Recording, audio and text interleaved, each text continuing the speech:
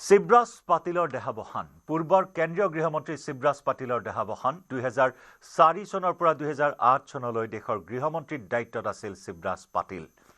কংগ্ৰেছ দলৰ জ্যেষ্ঠ নেতাগৰাকীয়ে 7বাৰকৈ লোকসভালৈ নিৰ্বাচিত হৈছিল কংগ্ৰেছ দলৰ হৈ 1999 চনৰ নিৰ্বাচনৰ ইস্তাহাৰ কমিটিৰ অধ্যক্ষৰ আসন অলংকৃত কৰিছিল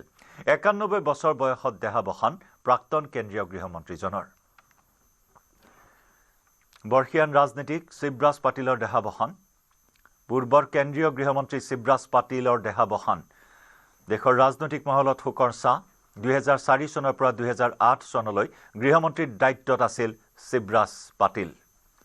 উল্লেখযোগ্য যে 2008 চনৰ 26/11 মুম্বাই আক্ৰমণ মুম্বাই বিস্ফোৰণৰ সেই ঘটনা মুম্বাই আক্ৰমণ মুম্বাই বিস্ফোৰণৰ ঘটনাৰ পিছতেই গৃহমন্ত্ৰীৰ পদ ত্যাগ কৰিছিল শিৱৰাজ পাটিলে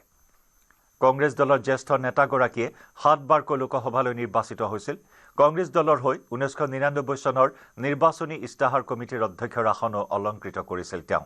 91 বছৰ বয়সত দেহাৱসান প্ৰাক্তন কেন্দ্ৰীয় গৃহমন্ত্ৰীজনৰ শিৱৰাজ পাটিলৰ বিয়োগত দেশৰ ৰাজনৈতিক মহলত শোকৰ ছাঁ